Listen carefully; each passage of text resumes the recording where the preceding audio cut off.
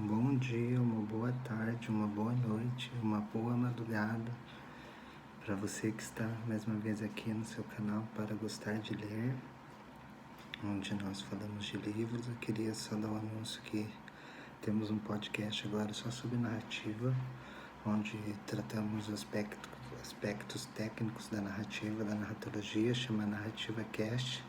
Está aqui na descrição do canal, onde vocês podem acessar e podem ouvir nessas plataformas Spotify, no iTunes, no Google Cast. Então temos lá, tem um curso de narratologia que está sendo colocado 2 vezes por semana, para as pessoas terem umas noções de narrativa, do que a narratologia trabalha. Mas o vídeo de hoje, como vocês viram pelo título, é 11 clássicos, parte 1, né? Para ler em 2021, sim, tentar ler, né? Como diz o Ítalo Calvino, clássico nunca é uma leitura, né? Sempre uma releitura. Então, mas alguns, eu creio que todos serão releituras aqui, mas que precisam ser feitas, porque quando eu li era muito maturo, não estava muito experiente, então vamos falar deles. Vai ser parte 1 porque eu tenho proposta de fazer 3 vídeos de 30 clássicos para 2021. Vamos ver se eu consigo fazer esse projeto. Mas o primeiro é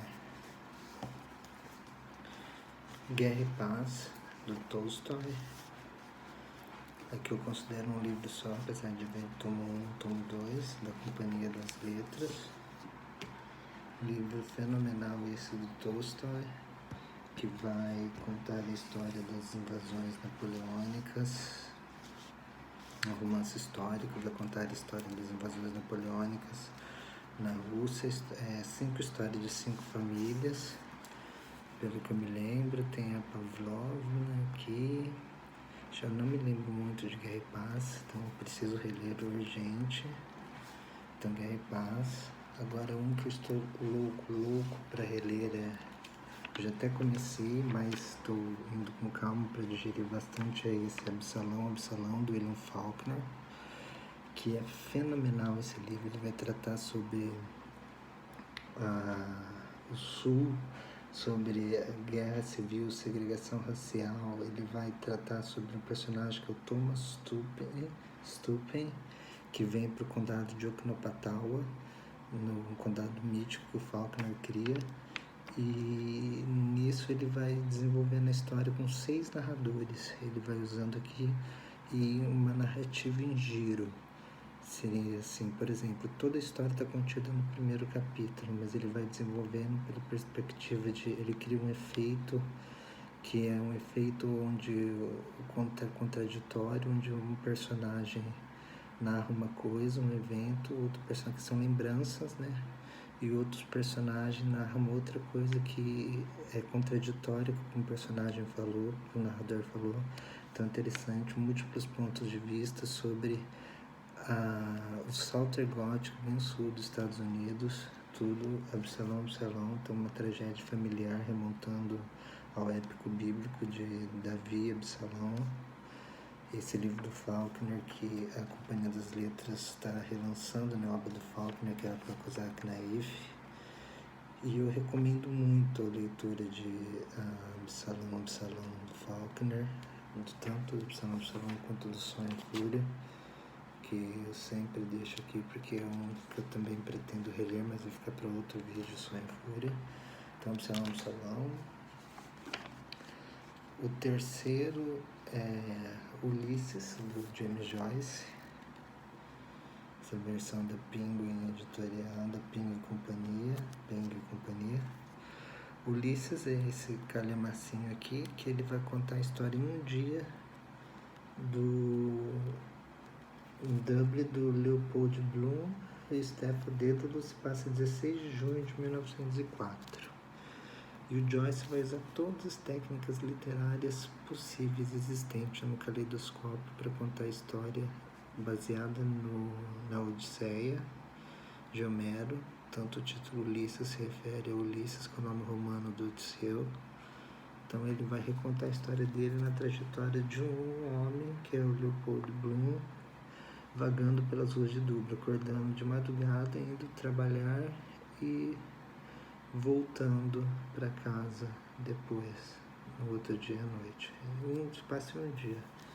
E é um clássico, que o James Joyce queria que ele faz jogos de linguagem, brincadeiras, tem história, tem narração, você aprende muito. Esse é um livro polifônico no sentido nato, assim, que você muitas vozes, muito conhecimento. E eu recomendo bastante Ulisses, é um clássico da literatura, né? E sempre temos que reler, né? Porque Joyce é sempre nós vamos aprender. Os outros dois são do mesmo autor, que é... eu adoro, eu amo O Estrangeiro, do Albert Camus. Eu tinha a versão antiga ainda, eu comprei essa versão nova da editora Record. E O Estrangeiro vai tratar sobre o Meursault e o assassinato que ocorre e como que o Meursault e um julgamento absurdo. Vai ser fase do absurdismo da filosofia do Camus nesse romance de tese que é O Estrangeiro. E o outro é A Peste, que já é fase da revolta no Camus, na cidade de Oran. Vai uma manifestação de ratos, que é uma representação do nazismo na Segunda Guerra Mundial, só que vai muito além disso. Alguns dizem que o Meursault do Estrangeiro está lá, porque termina meio ambíguo, O Estrangeiro, e A Peste é muito bem narrado como Estrangeiro, são fenomenais. Então são dois clássicos que eu quero reler e são bem atuais para os nossos tempos, um tanto da condição humana quanto da condição coletiva. O outro é um clássico que eu já estou relendo brasileiro, que é o do Rubem Fonseca, escritor contista brasileiro que faleceu o ano passado, contista, romancista, roteirista, que é o lançamento da Nova Fronteira, essa edição, Feliz Ano Novo, de 75, que foi censurado pela ditadura, clássico de contos deles, que ele reflete sobre o ofício do escritor, sobre a desigualdade das classes sociais, sobre o brutalismo puro e simples, a brutalidade na literatura. Então esse livro aqui é fenomenal para quem quer conhecer a poética do Rubens Fonseca, do auge do brutalismo. Eu recomendo Feliz Ano Novo, que esse aqui, essas taças de vinho, tudo representa o primeiro ponto, que é Feliz Ano Novo. Tem contos fenomenais aqui, como O Outro, Agulhas de um Jovem Escritor, o próprio Feliz Ano Novo, O Intestino Grosso, que é uma entrevista que muitos críticos dizem que o Rubens Fonseca se entrevista e fala sobre o ofício do escritor nesse conto. Então é um clássico da literatura nacional que eu estou relendo já, mas para 2021.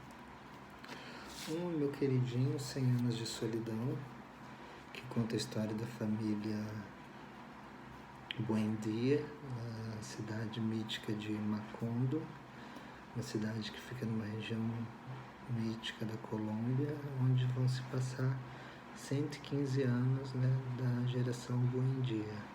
E vai ser a história do mundo contada através das mãos do Gabriel Garcia Marques. 100 Anos de Solidão é muito gostoso, é fenomenal, é um livro muito bom de ler.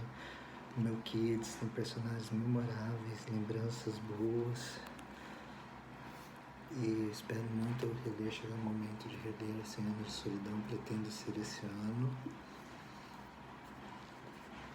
O Madame Bovary, do Flaubert. Não sei porque me deu vontade de ler, Saudades da Emma Bovary, vou contar a história da Emma.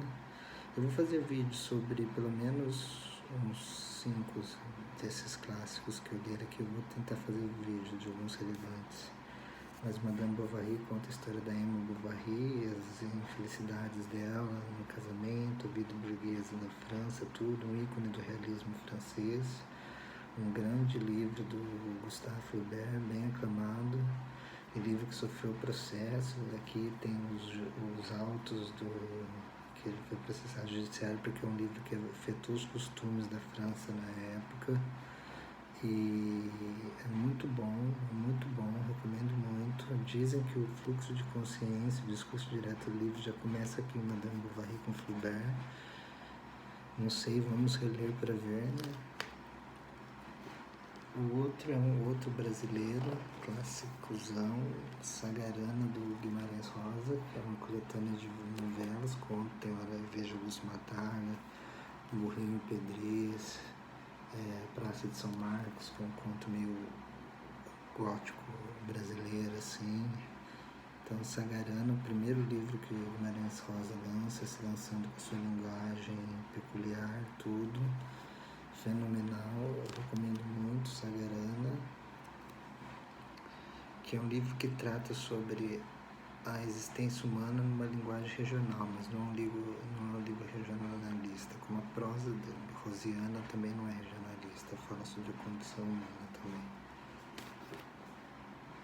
Um outro livro que eu amo de paixão, que é o Dr. Fausto, do Thomas Mann. Esse o Thomas Mann, ele vai pegar o mito do Fausto, a lenda do Fausto, do pacto fáustico, e colocar o narrador Serenos, que vai contar a história do Adrien Leverkusen. E nisso ele conta toda a história da Alemanha e faz uma apologia sobre a queda da cultura alemã e sobre como que o nazismo afetou, mas não só isso, o livro vai bem além disso. O Dr. Fausto é um dos livros, eu acho que ele supera, na minha opinião, a Montanha Mágica, do Thomas Mann.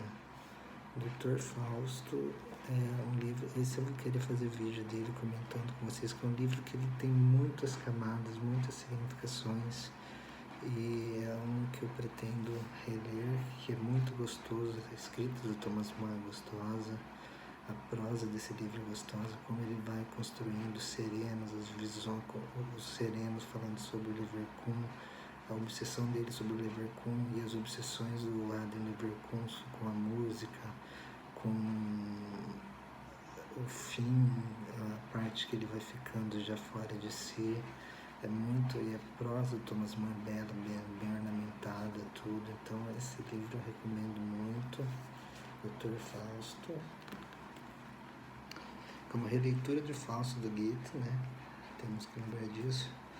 E outro que é meu queridinho, que eu também nunca calemaço, não sei porque me põe esse desafio, que é Infinite Jest, que é Graça Infinita, do David Foster Wallace. Esse livro aqui é fenomenal.